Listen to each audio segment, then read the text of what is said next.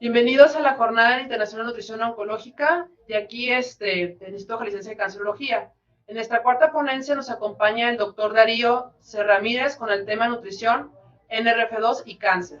El doctor Darío ha realizado investigación productiva sobre el estrés oxidativo y la inflamación inducida por macrófagos en sitios de irritación tisular causada por estresores metabólicos y ambientales. En su semblanza curricular del 2001 al 2008, miembro postdoctoral e investigador de NIH, 2008 al 2011, miembro asistente del Programa de Investigación Terapéutica Experimental, OMRF Oklahoma City, 2012 al 2015, catedrático de Genética Molecular, Departamento de Bioquímica y Ciencias Biológicas en la Universidad Nacional de San Luis, Argentina, 2012 al 2014, investigador invitado en el Instituto Nacional de Ciencias de la Salud Ambiental, Estados Unidos. Actualmente es profesor titular del 2015 a la fecha en Biología Molecular y Celular, San Luis, Argentina, investigador principal de la CONICET, jefe de Medicina Experimental y Translacional, Dirección Nacional de Ciencia y Tecnológica CONICET Argentina, miembro de la Asociación Estadounidense de Inmunólogos, Sociedad de Biología y Medicina de Radicales Libres, Sociedad Torácica Estadounidense,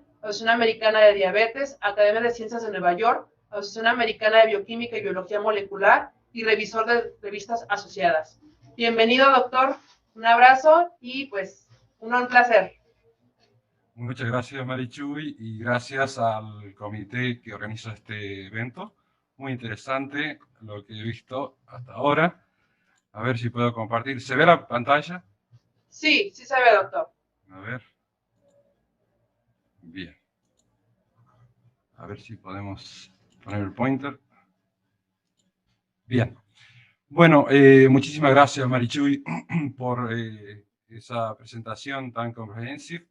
Van a ver algunos slides que están en inglés, obviamente, porque todos publicamos en inglés, así es que mil disculpas por eso. Bueno, el tema que vamos a tratar y que quiero comentarles un poquito sobre las bases bioquímicas y moleculares mediante las cuales uno puede prevenir o tratar el cáncer. Prevención y tratamiento. Ahora bien, NERV2 es un factor de transcripción. Un factor de transcripción que controla la expresión de muchísimos genes relacionados con la actividad antioxidante. Ustedes van a ver que en las presentaciones anteriores sobre nutrición, sobre las bases fisiológicas de la nutrición en cáncer que dio el doctor Huertas, y también en el metaanálisis de Álvaro, fue bastante claro con respecto a diferentes nutrientes en cáncer. Bien, aclaro que no hay conflicto de interés en esta presentación. Bien, lo primero es conocer cuál es el enemigo. Obviamente es cáncer en este caso. ¿Cómo la dieta puede afectar el desarrollo y el pronóstico de pacientes con cáncer? ¿Cómo NERF2 se relaciona a la dieta y cáncer? Muy importante. Y las vías que pueden ser inducidas por la dieta en relación a NERF2. Y cómo esto puede ser, la activación de NERF2 puede ser beneficiosa o no. Bien, este es un esquema muy integrador, también riesgoso, como el doctor Huertas.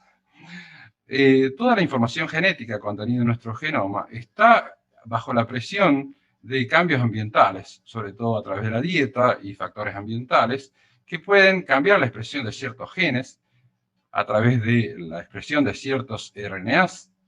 Estos RNA, alguno de ellos es el RNA mensajero, y también con la asistencia de pequeños RNA llamados micromanagers de la expresión génica, llamado microRNA, afecta la expresión, la traducción a una proteína. Esta proteína puede tener diferentes actividades, puede ser un receptor, puede ser una proteína pro-oncogénica, la cual, si es una enzima, esta va a producir un metabolito y ese metabolito va a ser responsable del fenotipo, en este caso el fenotipo de células tumorales.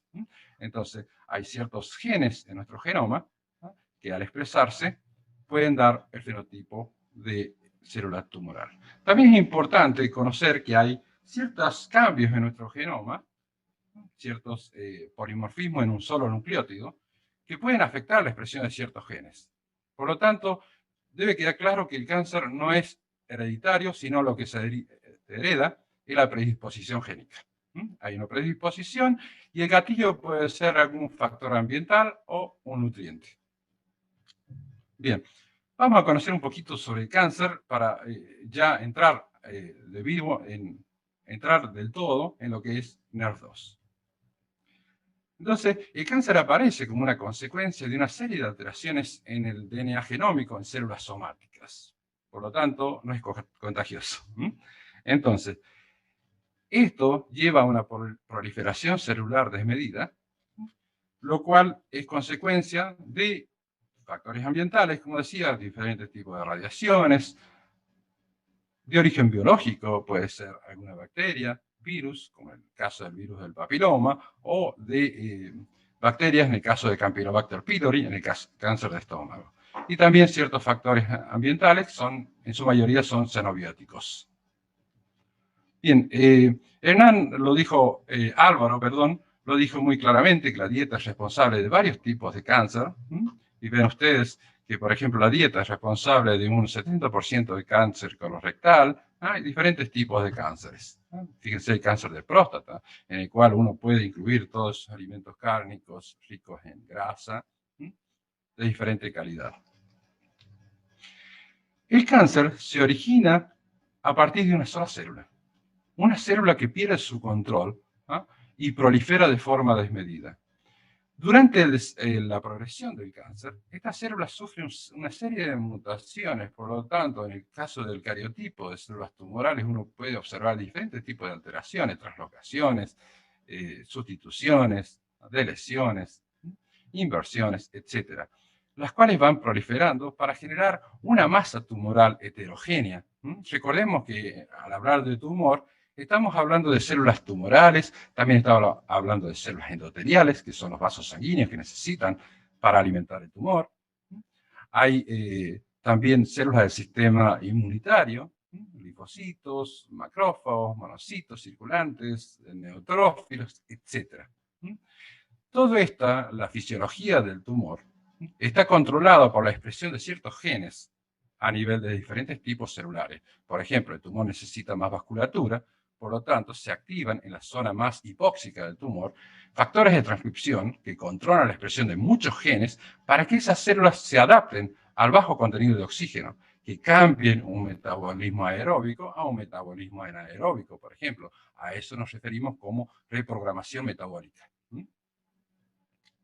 Entonces, los cánceres se originan a partir de una sola célula. En este sentido, habría células transformadas constantemente en diferentes tejidos, pero gracias a la patrulla de nuestro sistema inmunológico, esas células son normalmente eliminadas. Si esas células pierden el control, pueden proliferar de forma desmesurada y aportando diferentes fenómenos de mutaciones. Bien, entonces aquí tenemos un ejemplo de un epitelio normal que pasa por diferentes estadios, incipiente, adenoma intermedio, adenoma tardío y luego a carcinoma. En este sentido, se acumulan una serie de cambios epigenéticos que se mencionaron anteriormente, referidos a fenómenos de metilación y acetilación fundamentalmente, que controlan la expresión de muchísimos genes.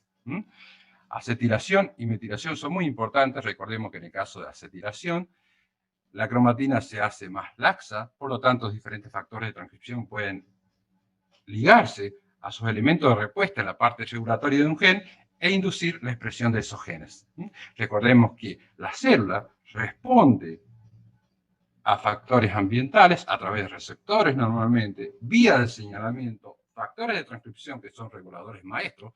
Vamos a hablar específicamente de NER2, pero en el caso de tumores, es importante recalcar la importancia de HIF1, que es el factor inducido por hipoxia, y también el NF-κB, que es el regulador maestro del proceso inflamatorio. Por lo tanto, el crecimiento de un tumor depende mucho de esos factores de hipoxia y también de inflamación. Entonces, recordemos que esos cambios epigenéticos son cambios en la composición de la cromatina y no cambios en la secuencia cromatínica, en secuencia nucleotídica. Por lo tanto, estos cambios no son heredables, pero heredables en 2 o 3 generaciones. En cambio, las mutaciones normalmente ocurren en células somáticas, pero también en células germinales, como son los espermatogonias y las o begonias. Bien, ¿cuáles son las características fenotípicas de las células tumorales? Tienen una proliferación celular disregulada. ¿Debido a qué? A la pérdida o a la falta de expresión de ciertos oncogenes, supresores de oncogenes, como por ejemplo el P53 y la proteína retinoblastoma. Estas proteínas son muy importantes, la P53 especialmente, porque es el guardián del genoma. En el caso que la célula tenga algún fenómeno de mutación, esa proteína es un factor de transcripción que migra hacia el núcleo, se liga a elementos de respuesta e induce la expresión de genes que van a detener el ciclo celular o van a inducir un mecanismo de muerte, ya sea apoptosis o necrosis. En el caso de apoptosis, recordemos que es la forma más limpia, como dijo el doctor Huertas, para eliminar células que están dañadas, porque no produce fenómenos de inflamación. En cambio, en necrosis se rompe la célula y todos esos factores internos de la célula sirven como factores proinflamatorios, porque el sistema inmunitario nunca los vio. Y también esta proliferación celular disregulada se debe a un incremento de reguladores positivos, es decir, aquellos que son oncogenes que aumentan la proliferación celular. Entonces, la proliferación celular disregulada. También es una característica de las células tumorales la incapacidad de diferenciación, es decir, que esas células permanecen generalmente en un estadio de blastos. Entonces, esas células son indiferenciadas. Otra característica más de las células tumorales es la pérdida de vías apoptóticas normales. Como dijimos, la apoptosis es un fenómeno normal, pero en este caso tienen que ser eliminadas. Entonces, en este caso, como hay inactivación de P53, aumentan la expresión de miembros de la familia de BCL2. Por ejemplo, una de las proteínas antiapoptóticas, por lo tanto, estas células no mueren. Entonces estamos en serios problemas porque esas células proliferan. Otra característica más es la inestabilidad genética. En este caso, hay pérdida, como dijimos, de la función de P53 y otras proteínas que protegen contra los daños genómicos. Entonces hay defectos en la vía de reparación del ADN, ya sea aquellos tipos de reparaciones directas o indirectas, que son los mecanismos de reparación del material genético. Esto lleva, obviamente, a una diversificación clonal, por eso hemos dicho que los tumores son heterogéneos, porque hay diferentes tipos de células con diferentes alteraciones. Pérdida de senectud replicativa, es decir, que estas células son células que no envejecen. ¿Por qué? Porque tienen gran actividad de una proteína llamada la telomerasa, que es una ribonucleoproteína, la retrotranscriptasa, que lo que hace es alargar los telómeros. Al alargar los telómeros, la célula se mantiene siempre joven, por lo tanto indiferenciada también. Por otro lado, muy importante, que es un factor que se controla a través del estudio de las vías de señales de traducción de HIF, es la angiogénesis. Y por último, obviamente, la metástasis, que es el estado terminal. La angiogénesis es importante para la nutrición de la masa tumoral. Por lo tanto, el crecimiento de diferentes vasos son importantes, pero esos vasos normalmente son vasos alterados, que son vasos con infiltraciones, dilatados, con un patrón irregular de conexión entre ellos, lo cual permite el tráfico celular y la alimentación de la masa tumoral. La masa tumoral obviamente necesita oxígeno y nutrientes. Dijimos que en el centro del tumor normalmente es hipóxico, por lo tanto, en ese caso se activa la vía de señalamiento de HIF, por lo tanto, el crecimiento sanguíneo. Vamos a ver después cómo NERV2 se relaciona en este caso. Entonces, cuanto más vascularizado sea el tumor, más maligno va a ser, porque tiene más alimentación. Por lo tanto, aumenta la expresión de factores proangiogénicos, entre ellos el factor de crecimiento del endotelio vascular, el factor de crecimiento fibroblástico, la interleuquina 8. Esos hacen que el tumor se vascularice. Estos factores, estas proteínas, son expresadas bajo el control de ciertos factores de transcripción, principalmente HIF. Y una baja, obviamente, de los factores reguladores negativos, los cuales suprimen el crecimiento vascular. Bien, vamos a metástasis, que es la última característica que vamos a ver.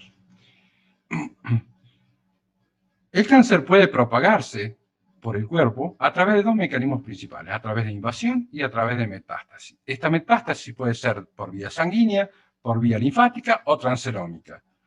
La masa tumoral crece, crece, crece, se expresan diferentes factores, en este caso, que van a ver, ¿dónde está? Acá. El mecanismo. La separación de células tumorales, obviamente, debe transitar desde una conformación epitelial a mesenquimal. A eso se llama transición epitelio-mesenquimal. En este caso, estas células pueden migrar a través de los tejidos y abordar vasos sanguíneos. Esta migración no ocurre porque sí. Esta migración ocurre porque hay cambios en la regulación de la expresión génica de estas células tumorales en diferentes sitios que van a expresar, por ejemplo, factores que van a inactivar la cadenina E, por ejemplo, que forma parte de la matriz extracelular, factores que van a degradar la matriz extracelular para que estas células puedan transitar a través de los tejidos, por ejemplo, la matriz metaloproteinasas, 9 principalmente, catrepsina D, uroquinasa, que son proteínas que van a degradar la matriz extracelular para permitir que la célula pueda transitar. Estos genes están bajo el control transcripcional de varios factores de transcripción. La unión a nuevos componentes de la matriz celular que permite a estas células migrar, obviamente, y la migración de las células tumorales para formar focos en diferentes tejidos, especialmente son dañinas la migración o la formación de nuevas masas tumorales en microcapilares. Por eso la metástasis normalmente se da a nivel pulmonar, porque los vasos sanguíneos son tan chiquitos que estas células pueden quedar atrapadas y formar masas tumorales. Los tumores generalmente tienen gran flexibilidad metabólica, por lo tanto requieren pocos factores para crecer, factores de crecimiento. Por ejemplo, factores de crecimiento dependientes de insulina y otros factores de crecimiento. Bien, una vez, el cáncer tiene varios mecanismos de adaptación, lo cual crea gran resistencia a la droga, que realmente es lo que nos interesa aquí. Mecanismos de tipo farmacológico, moleculares y de tipo celular. En el caso de mecanismos moleculares, la resistencia a drogas puede consistir en la inhibición del ingreso de la droga al tumor, una disminución del eflujo, un incremento en el eflujo, de la droga desde el tumor hacia la circulación, inactivación de la droga, etc. Pero también hay otros factores relacionados a la célula, lo cual activación de vías de señalamiento de sobrevivencia, obviamente, la célula tumoral se debe adaptar al tejido para poder seguir proliferando. Inactivación de la vía de muerte celular. Cambios epigenéticos en el tumor, en el genoma de cada célula tumoral. Todo ello lleva a los mecanismos de resistencia a drogas en el tumor. Entonces hemos hablado sobre el cáncer, que tiene diferentes estadios, que tiene diferentes características, pero también que es resistente a drogas quimioterapéuticas. Bien, las células tumorales se pueden adaptar a estrés oxidativo. ¿Cómo? Recordemos este concepto que es muy importante, que hemos hablado mucho de antioxidantes, pero realmente el concepto de antioxidante es muy amplio. Agentes prooxidantes son aquellos que van a producir cambios oxidativos en macromoléculas. Para desafiar a estas especies reactivas bioquímicas, les vamos a llamar, porque incluye todo lo que son especies reactivas del oxígeno, del nitrógeno, halógeno, al sulfuro, etc. Para desafiar al aumento de estas especies prooxidantes, los sistemas biológicos tienen varios mecanismos, que son a través de estas vías antioxidantes. Primero, prevenir aquellos que previenen la formación de especies reactivas, aquellas, por ejemplo, los quelantes de metales de transición, como por ejemplo hierro y cobre, aquellos que descomponen especies reactivas, como catalasa, superóxido de mutasa, aquellos que pueden hacer el scavenging o el secuestro de especies reactivas. Fíjense que estoy hablando de especies reactivas. Dentro de las especies reactivas hay especies que son radicales libres y otras que no. Por ejemplo, el agua oxigenada, que tiene gran impacto en señalamiento redox, no es un radical libre, pero es una especie reactiva del oxígeno. Pero importante en este caso son aquellas que pueden reparar el daño oxidativo. También se consideran antioxidantes. Y también esas que pueden inducir la síntesis aquellas que pueden inducir la síntesis de antioxidantes. Y ahí estamos hablando de NER2. Es un factor de transcripción que controla la expresión de múltiples genes antioxidantes. Cuando la producción de especies reactivas al oxígeno sobrepasa a las especies reactivas bioquímicas, dijimos, sobrepasa la capacidad antioxidante en todo su esplendor, se modifican las macromoléculas produciendo productos de oxidación. Estos productos de oxidación deben ser reparados o degradados para que la célula sobreviva. Ahora bien, si estos productos de oxidación se acumulan, estos son ideales biomarcadores, obviamente, pero también están involucrados en la patogénesis. En el caso de biomarcadores, por ejemplo, los grupos carbonilos como marcadores de daño oxidativo de proteínas, la EOXO-DG o un producto de oxidación de guanina, o los productos de lipoperoxidación, son biomarcadores de estrés oxidativo. Entonces hablamos de estrés oxidativo cuando hablamos de productos de oxidación de macromoléculas. Entonces, ¿cómo evaluamos el estrés oxidativo? A través de la generación de productos de oxidación de macromoléculas. Pero también estos productos de oxidación pueden estar muy involucrados en la patogénesis. Por ejemplo, la lipoperoxidación, ustedes saben que los productos de lipoperoxidación tienen actividades de señalamiento. La oxidación de proteína puede llevar a la acumulación de proteínas mal plegadas, generando estrés del retículo endoplásmico, por ejemplo. Cambios en la composición de las bases pueden llevar a mutaciones. Entonces, cuando se acumulan estos productos de oxidación, pueden llevar a la patogénesis. Por lo tanto, es importante proteger a las macromoléculas. En el caso de las células tumorales, tienen gran adaptación al estrés oxidativo. Por lo tanto, esto asegura que ciertos factores de transcripción aumenten la proliferación, que estas células tumorales evadan al envejecimiento, que haya más angiogénesis, estamos hablando de HIF, que haya más metástasis, estamos hablando de la MMP. Esto asegura que haya menos muerte celular, un aumento de los factores de sobrevivencia celular y también de los mecanismos de reparación directos e indirectos del DNA.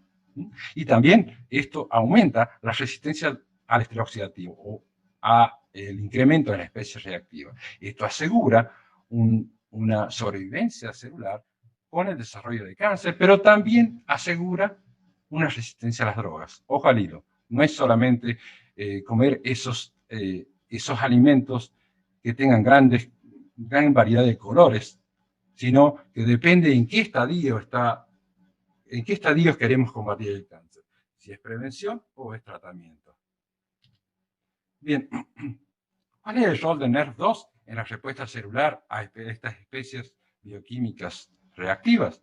Bueno, NERV2, como dijimos, es un factor de transcripción que se encuentra en el citosol celular. En el caso de estrés oxidativo, estrés metabólico, estrés electrofílico. Estrés metabólico me refiero, por ejemplo, a un incremento de ácidos grasos libres. Eso lleva a que NERV2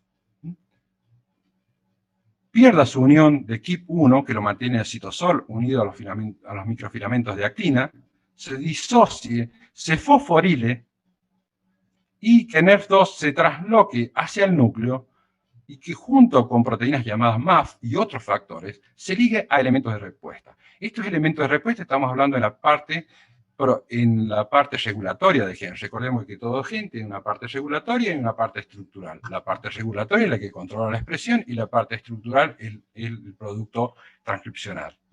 Entonces, NERV2 se une junto con las proteínas MAF a estos elementos de respuesta, que son secuencias de consenso en la parte regulatoria de diversos genes relacionados con la protección antioxidante, la detoxificación de electrófilos y de ácidos grasos, lleva a que la célula se proteja o que desafíe al estrés oxidativo. Entonces, en el caso de células que no están estresadas, normalmente KIP1 ubiquitina a NERV2 para su degradación vía proteasoma. Pero en el caso de condiciones de estrés, la célula se adapta a esas condiciones. Entonces, NERV2 es un regulador maestro del estrés oxidativo, el estrés metabólico y el estrés electrofílico.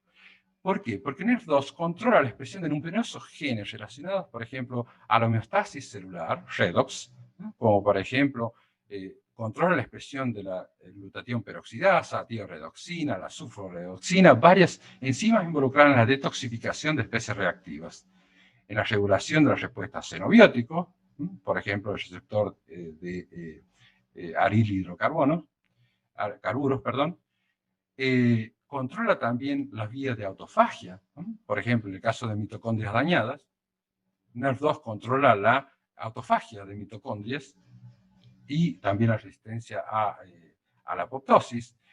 NERV2 también controla la expresión de varios genes relacionados con la fase 1, 2 y 3 del metabolismo de xenobióticos y también para la oxidación de ácidos grasos. Entonces, fíjense que hay varios, también controla la adipogénesis, por eso últimamente en nuestro laboratorio estamos investigando el rol de NERV2 como un mecanismo que protege contra el síndrome metabólico. Entonces buscamos compuestos que activan la vía NERV2 para aumentar la acumulación segura de ácidos grasos. Ácidos grasos libres, recordemos, que pueden inducir vías de señalamiento vía receptor TLR2, parecido a lo que usa el lipopolisacárido, pero en este caso son TLR2, y que inducen vías de inflamación. NERV2 también tiene varios niveles de regulación. Por un lado, a nivel transcripción, mayor expresión de NERV2 en el caso que hay estrés oxidativo. Hay modificaciones post-traduccionales también a nivel NERV2, a nivel vías regulatorias de señalamiento, regulación a nivel traducción a través de los microRNA que pueden hacer que ciertos genes bajen su expresión.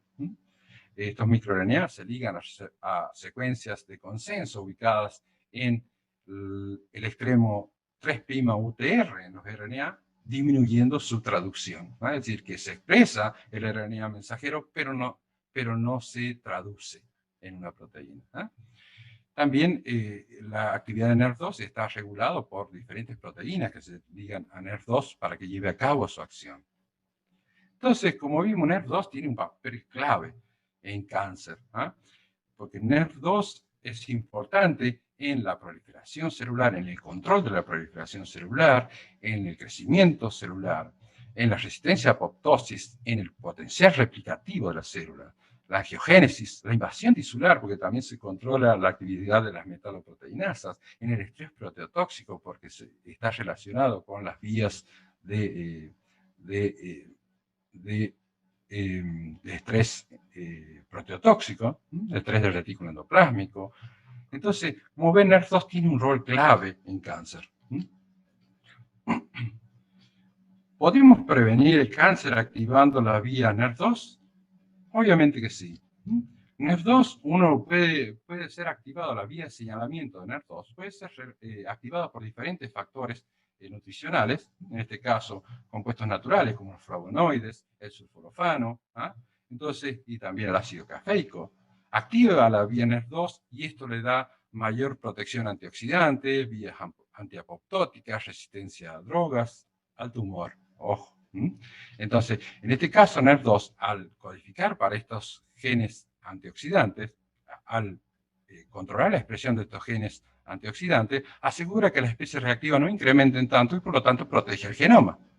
Estamos hablando de prevención de cáncer. Hay otros que son inhibidores de la vía NERV2, fíjense, vitamina C. Bien, entonces, NERV2 participa en la respuesta al estrés, también participa en el caso de restricción calórica, en metabolismo lipídico. Todos ellos pueden activar a vía NERV2, inclusive ciertas drogas utilizadas en la quimioterapia pueden inducir a vía NERV2. Esto aumenta la longevidad, es decir, que son drogas con potencial para antienvejecimiento también, aumenta la defensa al estrés y también regula el metabolismo. Entonces aquí tienen un número, no sé si se ve bien la tabla, pero fíjense, NERV2, un proceso celulares asociado a NERV2, estamos hablando de enfermedades cardiovasculares, pero son aplicables a otro tipo de situaciones patofisiológicas. El compuesto bioactivo, la clasificación, fíjense, tenemos los carotenoides, tenemos las flavonas, diferente a los isotiocenatos, que ahí estábamos hablando del sulforafano, que es el activador natural de la vía NER2. Las catequinas, compuestos fenólicos. Y fíjense que todos ellos hay incremento de la vía NER2 y genes bajo su control, como hemoxigenasa 1, la síntesis de glutatión.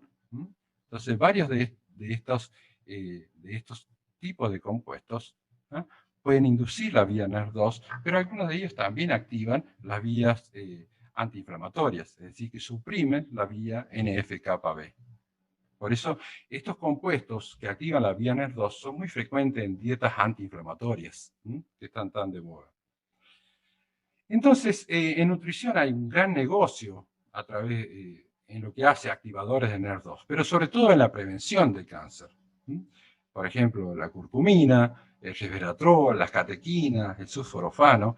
Y gran negocio, digo, porque hay compañías actualmente que lo que hacen es mezclar diferentes componentes de diferentes aislados, extractos de diferentes alimentos, por ejemplo, berries, de cúrcuma, de las uvas, para mezclarlo para activar la vía NER2, pero sobre todo para prevención. ¿Por qué? Porque inhibe las vías de... a ver si puedo disminuir esto. Porque disminuye las vías de producción de especies reactivas bioquímicas. Entonces, fíjense, también está muy de boga lo que son las dietas epigenéticas. Las dietas epigenéticas son aquellas que van a cambiar los patrones de metilación y acetilación. Aquí tenemos inhibidores de la DNA metiltransferasas, que son las que van a metilar ciertos genes que son protectores, por lo tanto, ciertos genes que son pro-oncogénicos, por ejemplo, las histonas de acetilasa, la inhibición, qué productos están involucrados a través de ese mecanismo, regulación a través de los microRNA, fíjense, algunos de ellos tienen efecto, y también la inhibición de las histonas y transferasas, que son los que controlan los cambios epigenéticos. Por eso se les llaman dietas epigenéticas, que estaría muy solapado como son las dietas antiinflamatorias. Entonces, con estas dietas lo que se intenta es disminuir la incidencia de cáncer, incrementar la longevidad y disminuir la incidencia de enfermedades del envejecimiento, varias enfermedades neurodegenerativas.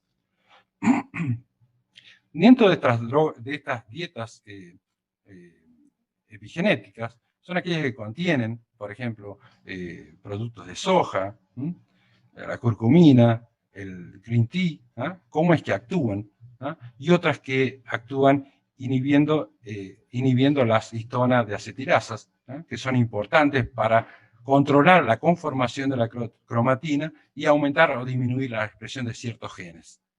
La naturaleza es muy sabia.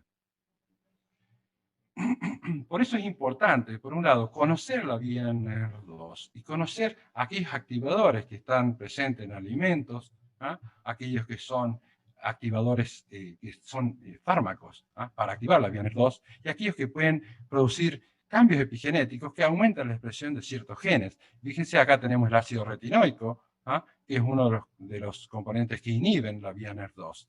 Por lo tanto, cuando es necesario inhibir la vía NER2, alimentos ricos en ácido ascórbico, retinoico, podría ser conveniente. Vamos a ver por qué. Porque no siempre NER2 es bonito. Porque NER2 puede también aumentar o ayudar en la progresión y la metástasis y también la resistencia a terapias antitumorales. En una célula normal, acá viene la dicotomía. Fíjense, en una célula normal, NER2 lo que hace es controlar la expresión de genes que van a proteger a la célula, citoprotección. Pero en el caso de la activación de la vía NER2 en células tumorales, ojo, en este caso lo que estamos haciendo es aumentando la protección de la célula tumoral. Y por lo tanto, estamos aumentando la proliferación celular. ¿A través de qué? A través de los mecanismos de reprogramación metabólica para adaptarse, por ejemplo, al metabolismo hipóxico, disminución de la resistencia a droga, la resistencia a droga ligado a muchos genes que están bajo el control de NER2 que participan en la modificación de la droga y el flujo a través de ciertos genes que codifican para proteínas, por ejemplo, un tipo de proteínas, hay muchas isoformas, llamada multidrug resistant protein, proteínas de resistencia a múltiples drogas. Entonces, en el caso de activación de la vía NER2 en células tumorales, sería contraproducente, pero en el cambio en células normales estaría protegiendo contra ciertos agentes que pueden promover el tumor. Acá tienen otro ejemplo, en el caso de células que no están proliferando, en el caso de estrés oxidativo, estrés xenobiótico, se activa la vía NER2 ¿para qué? Para detoxificar estos productos xenobióticos o también para desafiar al estrés oxidativo, asegurando la homeostasis celular. Pero en el caso de células que están proliferando, se activa la vía NER2, esto lleva a que cambie el metabolismo, incremente el anabolismo celular y ayude a la reprogramación metabólica de la célula. ¿Para qué? Para que se adapte mejor, para que evada el sistema inmunológico, para que crezca. Entonces, en el caso de drogas quimioterapéuticas, la idea es generar especies reactivas del oxígeno y que la célula tumoral muera. Sin embargo, en el caso de hipoxia, fíjense, hay un desbalance en especies reactivas del oxígeno, se activa la vía NER2. La vía NER2 controla la expresión de ciertos genes que van a hacer que esta especie reactiva del oxígeno disminuyan. Por lo tanto, estamos protegiendo a la célula tumoral. Bien, esto nos lleva a una dicotomía, como dijimos, de NER2. No siempre es bueno, a veces es malo. ¿Cuándo es malo? Cuando ya estamos hablando de progresión tumoral. Entonces, NER2 es un factor supresor y también puede actuar como un oncogeno. Actúa de las vías de supresión de tumores a través de la quimoprevención, o sea, es útil en la detoxificación de especies reactivas del oxígeno y también en ciertos factores ambientales. Entonces, muchos compuestos de naturaleza sintética o dietaria pueden activar NER2. NER2 también actúa los principales mecanismos de defensa a productos metabólicos, xenobióticos y estrés oxidativo. Y es también importante recalcar que ratones deficientes de NER2, que son los knockouts, son más sensibles a carcinógenos. Por lo tanto, la activación de vía NER2 en células normales es muy importante para proteger al genoma y proteger a todas las macromoléculas en una célula. La pérdida de NER2 ha sido relacionada a un incremento en la metástasis, la etapa final. También ahora viene la parte mala del cáncer, del NER2.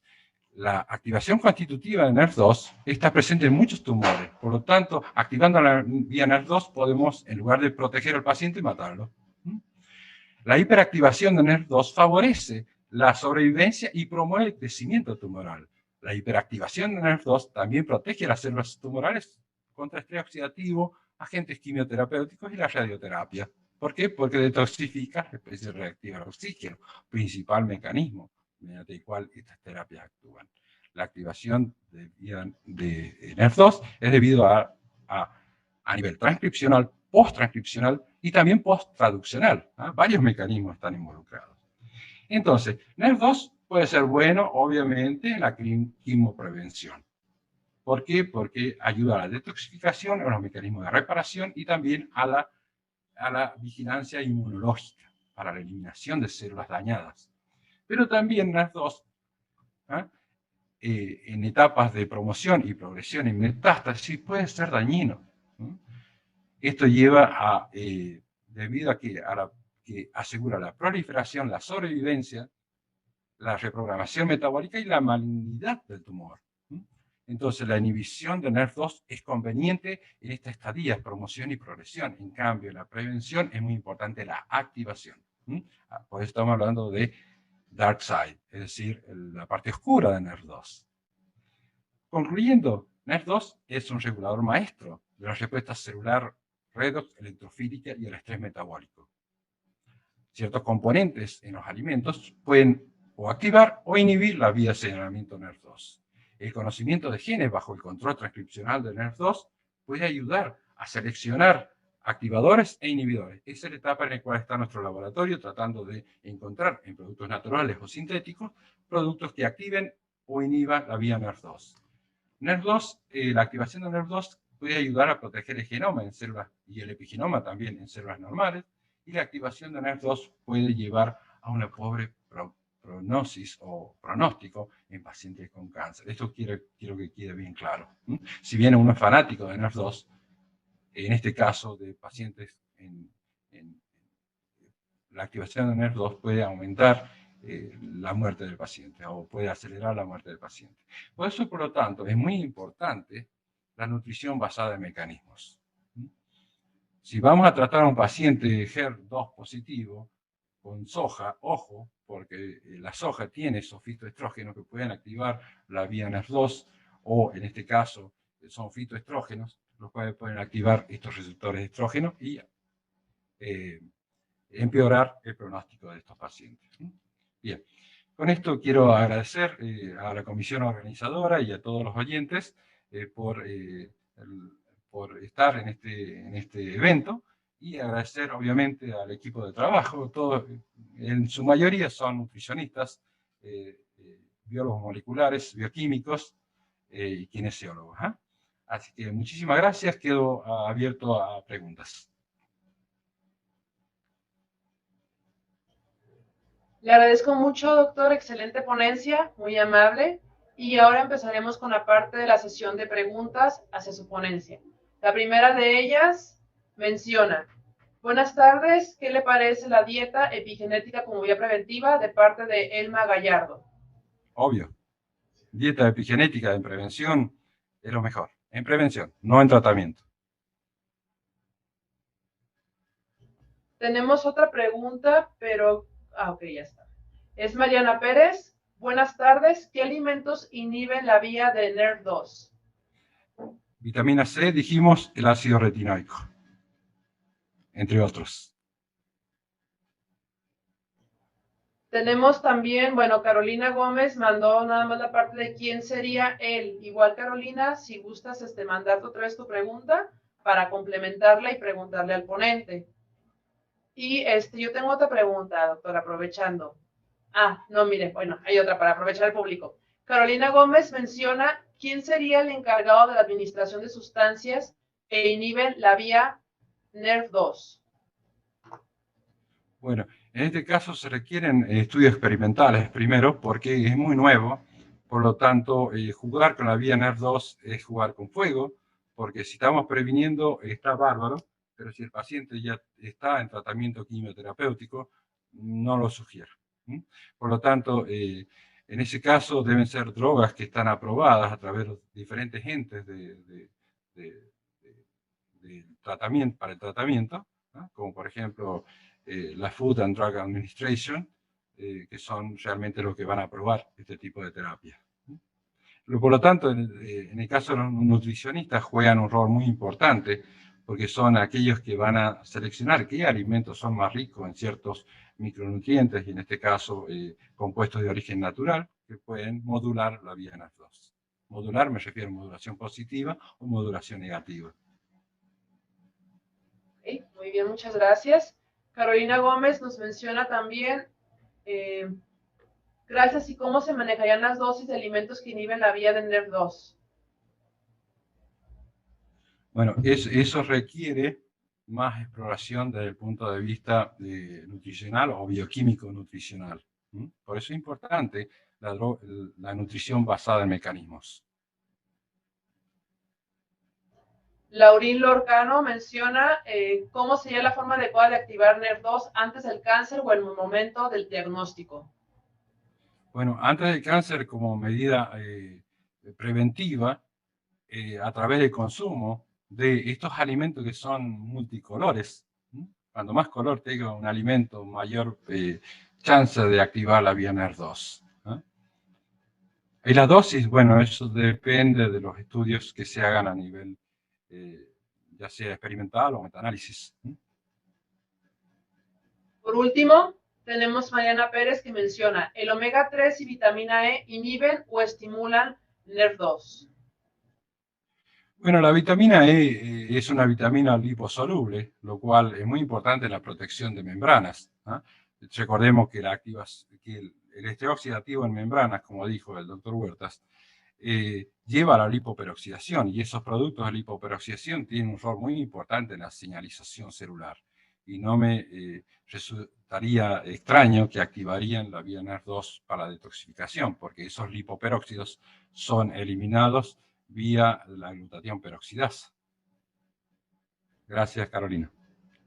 Muy bien, muchísimas gracias, doctor. Estaremos pendientes de las demás preguntas de nuestro público para que posteriormente nuestro ponente nos haga el honor de responderlas. Le agradezco y agradecemos al auditorio que nos acompaña y los invitamos también a nuestra siguiente ponencia que va a iniciar a las 12:20 con lo que sería el ID o a través de lo que es el canal de YouTube de enseñanza. Le agradezco bastante, doctor. Un saludo a todos allá en Argentina. Un abrazote.